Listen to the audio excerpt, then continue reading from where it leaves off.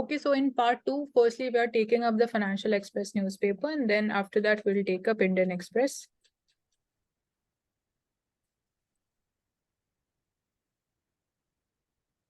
So when we talk about fiscal prudence, so robust tax and the non-tax revenues, they allay the fears of fiscal worry. So basically, good amount of tax revenue and non-tax revenue are being recorded. To fiscal deficit, it is at 36% of the annual target till August. There is no cause of concern so far. And apart from this, center's fiscal deficit was modestly higher at 36% of the budget estimates in the first 5 months of the current fiscal year, compared to 32% of the respective target in year-ago period. So herein we have the break, basically distribution of how the receipts, tax receipts have been recorded to net tax receipts, where we have for 2 different periods, April to August 2023, and for financial year 2024, the budget estimates that we have. So in net tax receipts so far, you can see thoda sa decline hua hai. In non-tax revenue also, there is a little bit of decline, and in non-debt capital receipts, definitely there is growth. Capital expenditure mein, there's a little bit of decline. Then revenue expenditure lower hai, bahut lower hai. So this is a good sign कि revenue expenditure lower hai. So this is also indicating कि we are on track, and we have been trying to ensure कि we are rationalizing the revenue expenditure, and उसका increase हमें capital expenditure में देखने को मिल रहा है. So when we talk about the Fiscal Responsibility and Budget Management Act, so obviously after COVID-19 time period, we have to revise again जो targets हमने set किए थे, so that we are able to ensure again the timely implementation and achieving those targets, and ensure कि we remain fiscally prudent and we go ahead with the same discipline.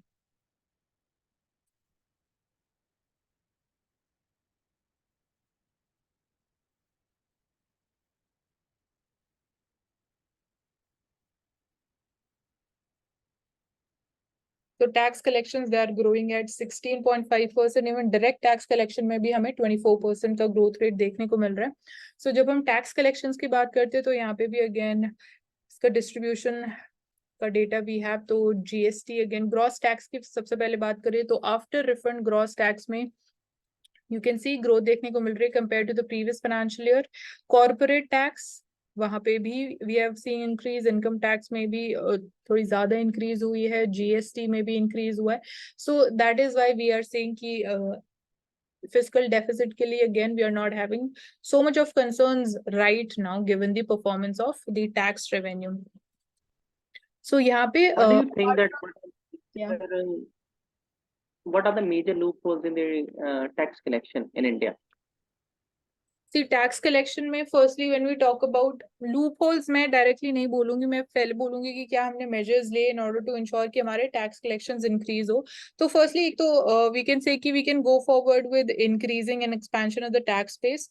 We can go for more formalization of the economy. उसमें again GST की वजह से we have seen some progress there, but उसकी वजह से कुछ negative impact भी हुआ. Initially जो disruption देखने को मिली, but जो performance of GST की बात करेंगे तो definitely one of the factors would be जो performance of GST in terms of the tax amount that we are getting from indirect taxes.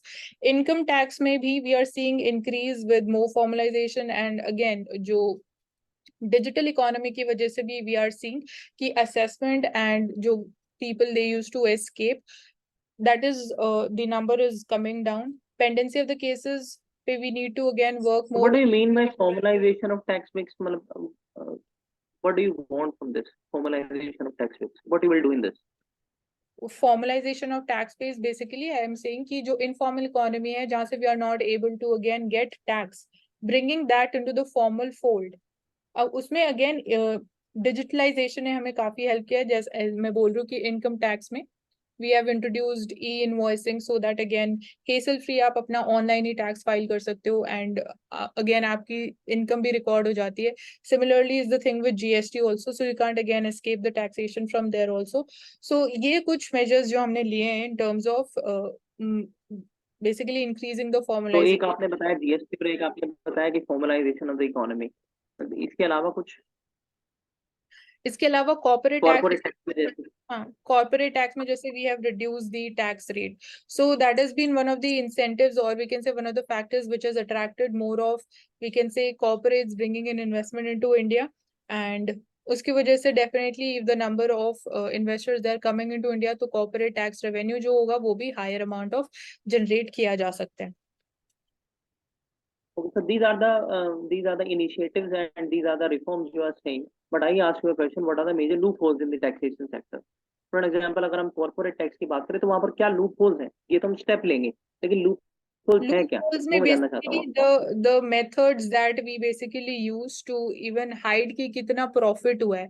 So as we use the terms tax avoidance, so वहाँ पे एक practice है which is titled as base erosion and profit shifting. So that is again being again we know कि we have this problem, तो उसको address करना base erosion profit shifting को, and corporate tax में भी global level पे जो one of the reforms की भी बात हो रही है, that is having a uniform corporate tax rate, so that again जो tax havens की internationally problem है, the money is not shifted there in order to again for tax avoidance. I think we have a provision like double taxation avoidance agreement for these, Yeah, right? that is there, but again जब हम global एक common corporate tax rate की बात करते हैं तो वहां पे हम ये जो problem है tax haven में जो पैसा अपना shift किया जाता है, shell companies बनाई जाती है so that tax pay ना करना पड़े, तो उसके लिए having that अगर सभी कंट्रीज में common corporate tax rate impose किया जाएगा तो अगेन टैक्स हेवंस का कोई यूटिलिटी नहीं बचेगी, क्योंकि टैक्स हेवंस ऐसी कंट्रीज में ओपन अप किए जाते हैं जहाँ पे टैक्स बहुत मिनिमम अमाउंट का है. तो डबल टैक्सेशन अवॉइडेंस तो आप एग्रीमेंट ग्लोबल दूसरी मिनिमम चीज टैक्स है. की तरफ बढ़ने के लिए बोल रहे हैं, राइट? किसकी तरफ बढ़ने के लिए बोल रहे हैं? Global minimum tax. या ग्लोबल मिनिमम टैक्स. ओके. और अगर हम बात करें कि कस्टम्स एंड एक्साइज में, तो यहाँ पर हमें क्या प्रॉब्लम देखने को मिल रही है आज के टाइम पर टैक्सेशन की बात करें तो? कस्टम्स एंड एक्साइज में स्पेसिफिकली आई कांट स्पॉट ऐसे कोई major issue in customs and tax, Okay. So you So can put last thing in the GST, I want to say that um, what are the major what are the left out issues which we need to take into incorporation as far as the GST is concerned, because there are some apprehensions yeah. over GST like on petrol, aviation fuel, and Yeah, so the commodities which are not under this GST net, firstly, we need to again go in for that when we talk about alcohol and again the petroleum. So that can be done so that again we can increase more of tax revenue okay. and So yeah. if we put GST on, let's assume if we put GST on petrol, right? Hmm. So what would be the implication of putting GST on petrol to the common man of India? Common man के लिए one of the major benefits would be the reduced amount of taxation, because अभी जो current Okay, so it will taxation reduce है the price, right? sorry, It will reduce the price of the petrol. it will reduce what I'm not able to get what word you are using. You were saying that if we use GST on the petrol, so it will help the common man by reducing the price of the petrol, Yeah. right? Yes. So Okay, that so yeah. there are some issues like the petrol should be um, come under a very minimum amount of price like Taxation of 40 to GST. 45. So is it feasible to say that? See, herein we'll have to firstly look into अगर हम maximum 28% taxation भी लगा रहे हैं और GST rate impose कर रहे हैं तो कितना amount से reduce होगा जो taxation burden होगा on the people, and अगर हम minimum जा रहे हैं तो I wouldn't, अगर मेरा personal view बोलोगे तो we shouldn't go for even the minimum or even the maximum amount. So maximum is for the luxurious goods. So for petroleum products, I think we can need to take a middle stand जो middle taxation rate है, क्योंकि उसकी वजह से जो overall impact होगा वो reduction on tax burden होगा for the common people. So feasibility के लिए अगेन हमें ये देखना पड़ेगा कि कितना हद तक अगेन दोनों चीजों को बैलेंस करना भी इम्पोर्टेंट है कि गवर्नमेंट के टैक्सेशन रेवेन्यूज के ऊपर कितना इम्पैक्ट होगा विद द अमाउंट जो हम डिसाइड कर रहे हैं of tax rate. Okay, thank you. Okay.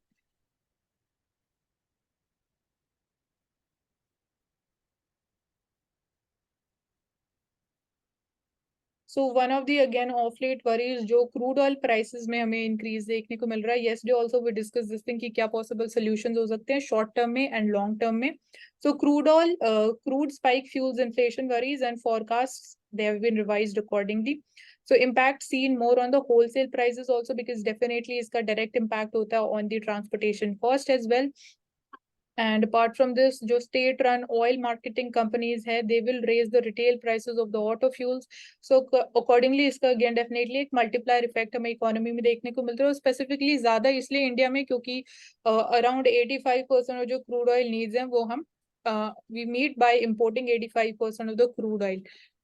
So internationally जो prices में fluctuations होती हैं, they have a direct impact on the crude oil prices even in India also. Along with this, we can also curb the cartelization done by the wholesale market individuals into the crude spike. Like how you'll be doing this? Basically मतलब क्या बोल रहे हो, India में जो wholesale marketers retailers हैं, Basically, the sometimes as we see in the onion, potato, and and the vegetable products, the cartelization done by the producers, cartelization done by the wholesalers. So we need to stop that also.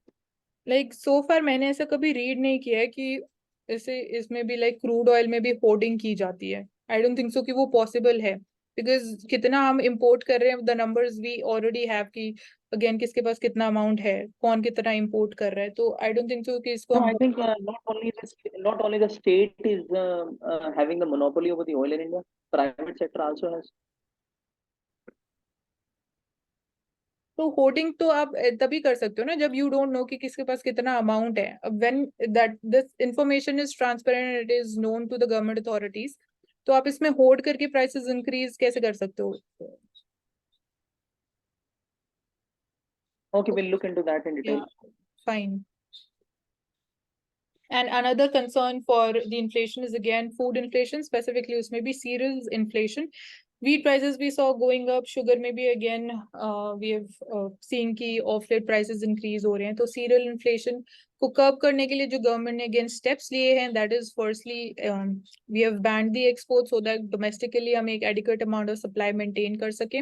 Apart from this जो open market sales हैं, government uses the buffer stock जो उनके पास available होता है in order to increase the supply in the market. And again जो hoarding limits हैं वो भी government ने strictly warning issue की गई है कि यो बेसिकली एक लिमिट सेट की गई कि आप इतना अमाउंट अपने पास स्टोर करके रख सकते हो. So these are some the measures जो शॉर्ट टर्म के लिए रिलीफ आएंगे. And cereal inflation again India में एक सीजनल फैक्टर है, seasonally we get to see cereal inflation instances. So long term के पर्सपेक्टिव से वी कैन थिंक कि कैसे मेजर्स लिए जाने चाहिए कि this does not remain a seasonal thing.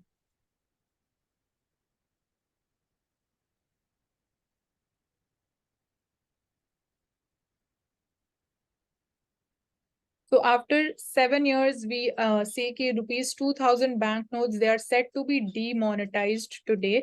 So herein जो journey रही है, that has been talked about. And now demonetization का जो decision था ये पहले clear नहीं था कि whether they would be demonetized or not, क्या again बाकी वापस circulation में आ जाएंगे या नहीं. But it was clear कि again ये बोला जा रहा है कि सारे आपको rupees 2000 notes बैंक में deposit करने, तो obviously we were moving towards demonetization only. So this is one area. And इसकी वजह से again short term में we got to see कि liquidity पे impact हुआ था, but right now we are in a comfortable position. So why we are again doing demonetization? I mean, we are seeing the frequent demonetization activities being done and being taken by the government of India. Why so? See, the main reason, main objective that was being cited was again to curb the circulation of black money in the economy.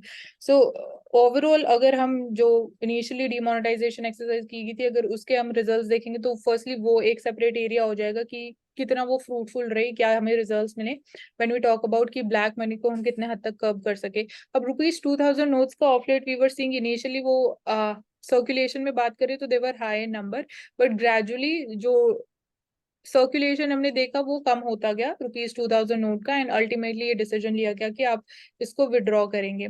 सो इसमें again rupees 2000 notes की हम usage की भी बात करते तो that wasn't there to specifically lower income groups में rupees 2000 notes की acceptability was not that high. And यहाँ पे भी सिमिलर कंसर्न्स ही थे कि ब्लैक मनी कर्ब करने के लिए this was done. Apart from this, so I don't think so और कोई ऐसा मेजर रीजन है. So we can say that this was a reckless decision by the government, right? No, we can't say this was a reckless decision by the government. I mean, the policymakers would have this idea in their mind at the time they were framing this idea that they should, reduce the 2000 rupee note in the early beginning. Early beginning में कैसे कर सकते हैं जब initially ₹2000 note को like newly introduce किया गया था, तो अर्ली बिगनिंग में आप उसको डिमोनेटाइज कैसे कर दोगे? I'm not saying demonetize at that time. I'm saying that these kind of apprehension that this will be, hoarded for the illegal activities, such kind of apprehensions were not taken by the government at that time.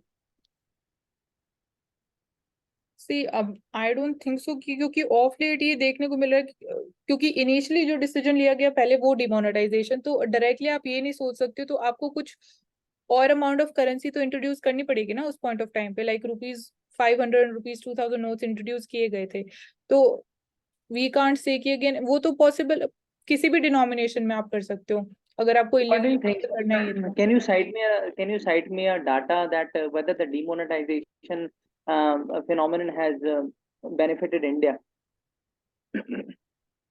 C data के लिए I don't remember exact data right now. Okay. Yes but benefits की अगर हम बात करें तो again this is we can say कि formalisation of economy में इसने हमें हेल्प किया है डिमोनेटाइजेशन ने।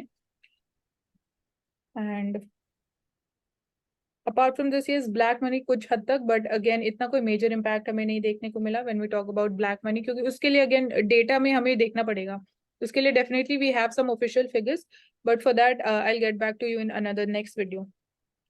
Fine.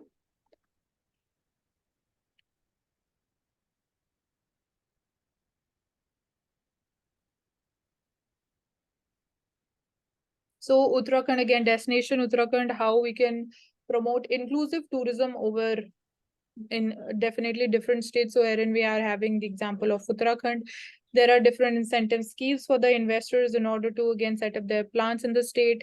Then SDG goals are there. Apart from this, ecological wealth safeguarded.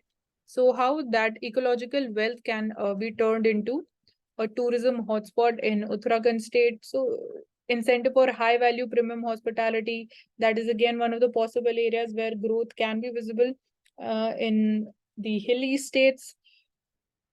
So different measures are being taken to promote tourism. Then here we have Manskan temple circuit in the state. The temples, definitely the art and architecture that becomes important. So these are some factual things that we need to be aware with. So investment in tourism, single window clearance system has been brought up.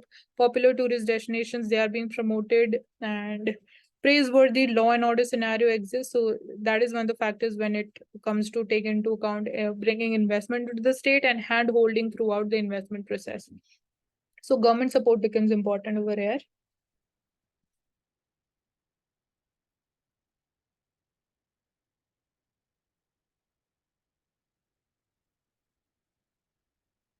So now we can move on to Indian Express newspaper. So hello in the second part of the newspaper session. These are the news which we have covered in the first session.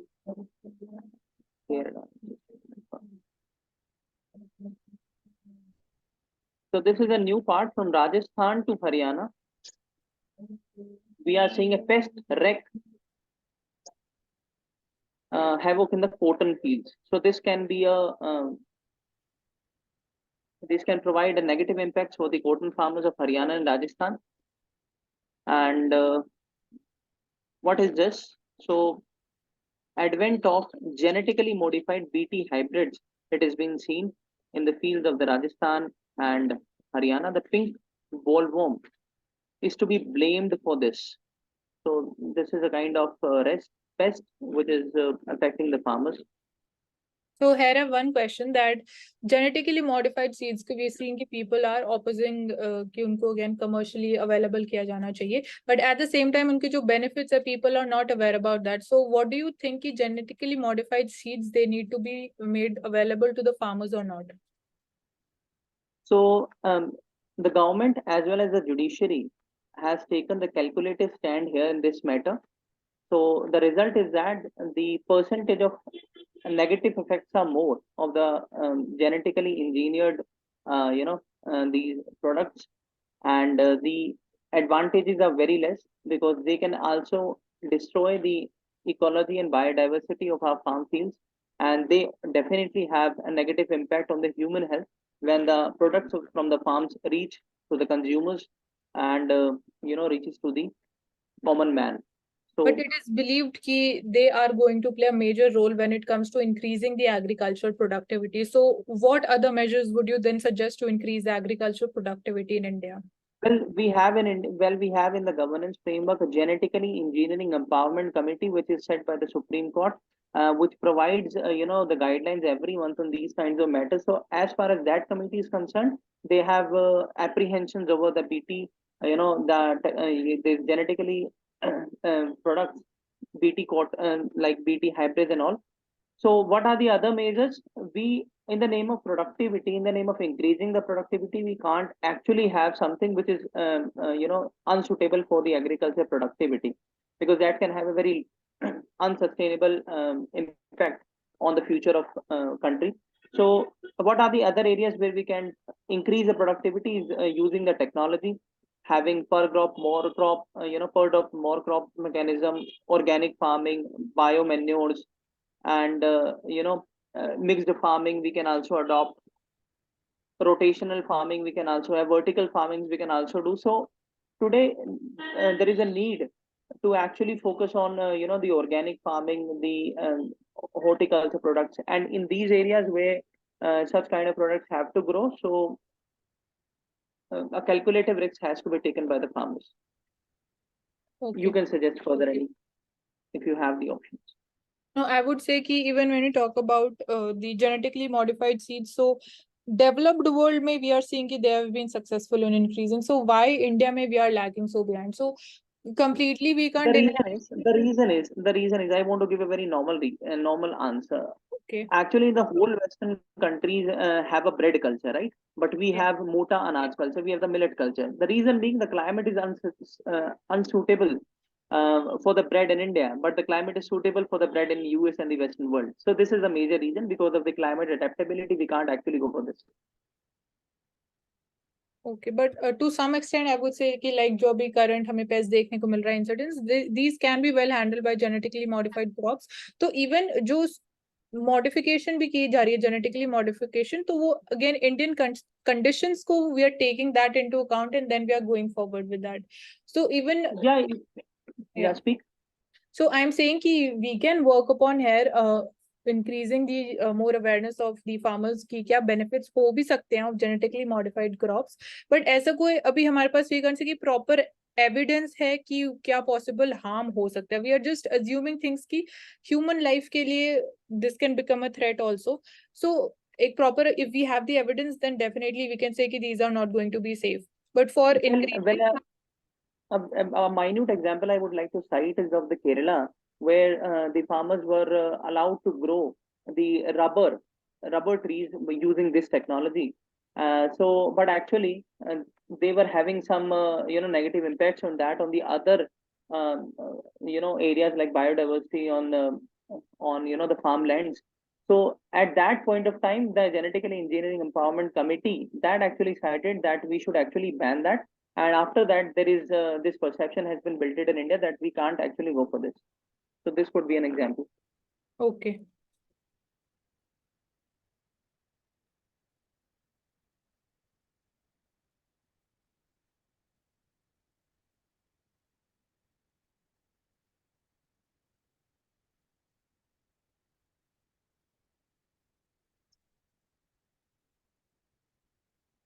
So if we talk about Bihar, so we can link it with the Financial Finance Commission devolution of funds. When we actually under Article 280, the Finance Commission tries to improve the federal relations by devolving funds to the centers, to the states out of the consolidated fund of India, which is being run by the central government.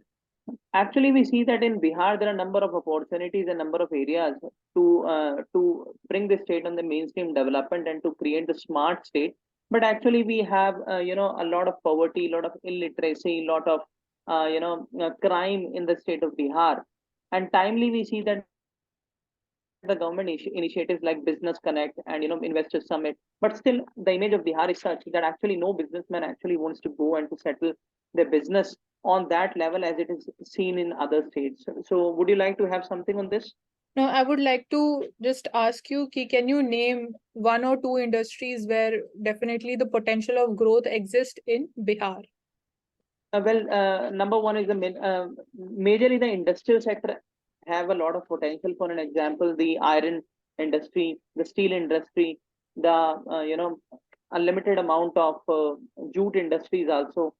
So in these areas, the industrialists can also have something in which they can actually invest and they can do great.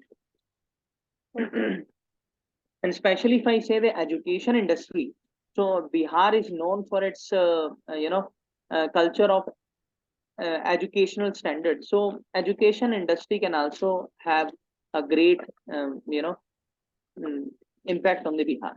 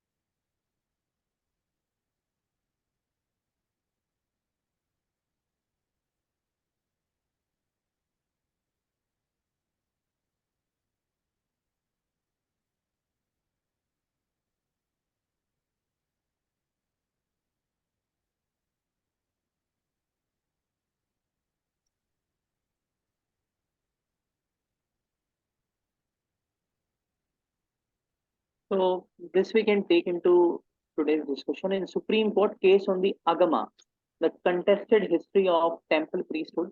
So what is this? The Supreme Court order the status quo on the appointment of Archakas, who are called as priests in the Agama temples in Tamil Nadu. The Srirangam Koli Miraz, this name is very long, by the way, had challenged reforms introduced by the DMK government, which is seen as attempting to change the hereditary system of appointing Archakas in Aragama temples. So this is an example. This is a case study of the religion versus state, where the state is actually interfering in the matters of the religion by in the matters of appointment of the priest or the agamas in the archakas in the agama temples.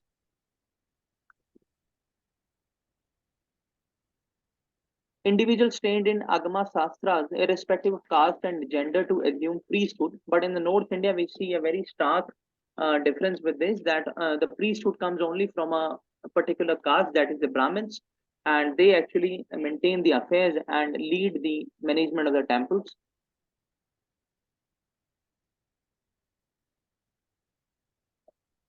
So these are few judgments. Despite constitutional provisions and abolition of hereditary priest appointments in Tamil Nadu, the Agama tradition persists in temple administration. In Kerala, Hindutva groups have asked why only Hindu temples are under government control, not churches and mosques. So debates over the hereditary rights of the priest and pushbacks against the Supreme Court decision to allow the entry of women into the Saprimala reflect the persistent friction between the modernity and tradition and looks for a state-board solution. So what do you think over here? Yeah, you can continue. Let me complete this. Priesthood should not be merely an option of a candidate who has failed to get bank or a government job. And the concept of worship centers also very significantly. Sabrimala was painted as a temple that stood against menstruation and women. And in temples like Kondungallur in Kerala, menstrual days are celebrated every month with special pujas. Learning Agama Sastras in year doesn't equip one to manage a temple, which is a combination of these, concepts, ideas, dedication. So yeah, what you were asking? I'm asking you what is your stance ki whether this hereditary system should continue or whether we can like go for individuals who are already like they're being given training for these Agma Shastras irrespective of their caste and gender. So which one would you support? Well, I personally believe that um, if we talk in the liberal sense, so we should go with the second option. But actually, we have to ensure that the minimum standards and the qualifications are to be met by the priest. As far as the hereditary is concerned, so hereditary is because of the maintenance of the of the standards in the Brahminical culture, where they learn their traditions to manage the temples, to have the sanctity of temples. They learn various shastras, they learn various scriptural knowledge, on the basis of which they actually perform the activities inside the temples. They manage the sanctum sanctorum and so on. But discrimination on the basis of caste is not good. I would like to cite one incident of you know 2 or 3 years before, when there is a temple which is called Ancient Hanuman Temple in the New Delhi Connaught Place. So the priest comes from the Brahmin caste, and they were doing the normal course of puja and padati in the temple. But somehow, some of the uh, a section of people coming from the lower caste, they cited that we also want to uh, perform these tasks, but they were booked by the police authorities under the Essential Practices Act. So we have to look into the picture that the essential activities code, which is enshrined by each and every religion, do they allow for do they allow this much liberty and equality to allow everyone to come and to perform the puja? Because the important thing as far as the temples are concerned, the temples, um, the primary aim of construction of temple was to provide the Almighty a perfect place where a purity can be enshrined. So the Brahmins used to be considered as maintaining purity by having distance from their family, by learning the Vedic learnings. So this could be the reason because of which this hereditary tradition is still continued. So if you have any counter arguments, you can cite. I would just say that we need to ensure that the fundamental rights they are not violated when it comes to the discrimination which is happening on the basis of the caste and the gender. And when it comes to again appointment of these priests, because the second way that I was suggesting was that we can go ahead with the individuals who are already getting the training, and then they are being appointed as the acharaks. So balancing of the fundamental rights, that is also important. And Well, the fundamental rights of the by the Constitution is not just assigned to the individual; they are also assigned to the religious associations and the religion itself. So we can actually have a calculative stance. And as far as the thing is concerned, that those people who have been trained in such things. So in North India, what the culture we do have is that only the Brahmins' children are allowed to enter into the Gurukul Paddhati, not the other people, and only these people are to be made the priest in these biggest temples institutions. So we actually need a very ardent approach for this. yes. Okay, we can move forward to the next topic. Fine.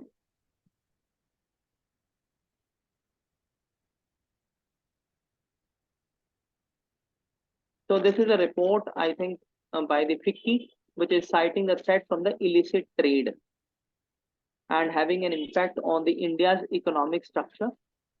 This is an office, United Nations Office on Drugs and Crime. It estimates that when Indian economy surpassed 3 trillion in 2021, the quantum of money laundering was US dollar 159 billion, which is about 5% of the country's GDP. So this is very much big amount. And as we all know that money laundering is not just concerned with the economic angle, it is also considered with the internal security of the country, which the different agencies on the from the bottom to the up level actually takes into account when they deal with the internal security problems, because money laundering provides an economic threat to the country, and having an association with the organized crimes, like we can say that linkage between the illicit markets, financial flows, organized crimes and terrorism, so all they are interlinked, give the illegal economy in India an overall score of 6.3% higher than the average 5 for 122 countries across the world.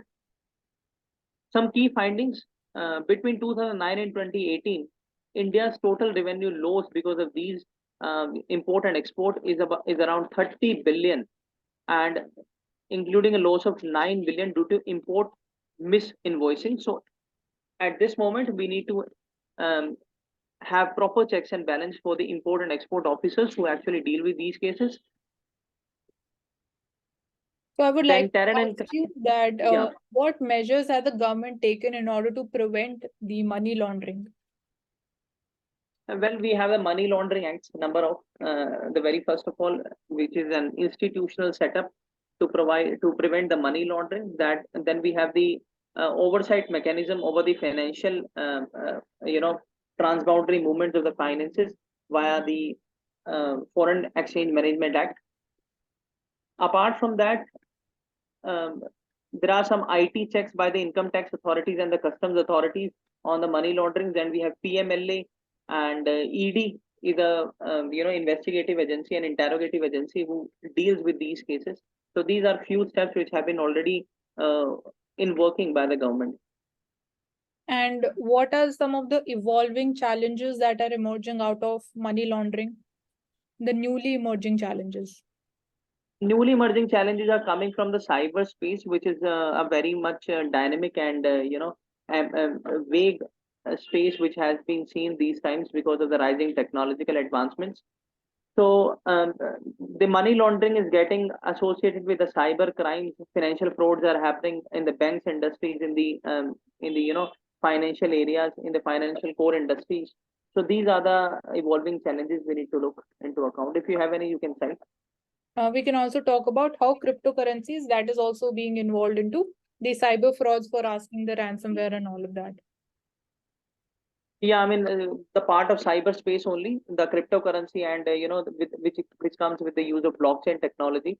Uh, but for the kind information of everyone, blockchain technology is not a bad thing. Blockchain technology has a number of beneficial benefits for the country's governance and organized crimes and illegal economy की अगर हम बात करें तो India is low at 4.3 on a scale of 1 to 10 compared to the average of 5.2. So we are below the average even in the organized crimes and in the illegal economy, despite taking a lot of actions on multiple factors to deal with this. And we are not just concerned about the illegal activities in the human areas, but also in the drugs and human trafficking, illegal trade in the wildlife products, and efficacy of the criminal networks to escape from these institutional arrangements. Counterfeiting of the currency is also being seen, and the FICCI report says that China and India, which account to 78 and 11% of the global value, are major hubs and primary source of counterfeit perfumes and cosmetics. So these are the two important products over which the agencies needs to work on to actually curb this. And drug economy, our western area and eastern area, which are having the porous international borders and territories, they are also subjected to the drug and transboundary drug supply. These times we are also seeing the use of drones to actually supply this, affecting the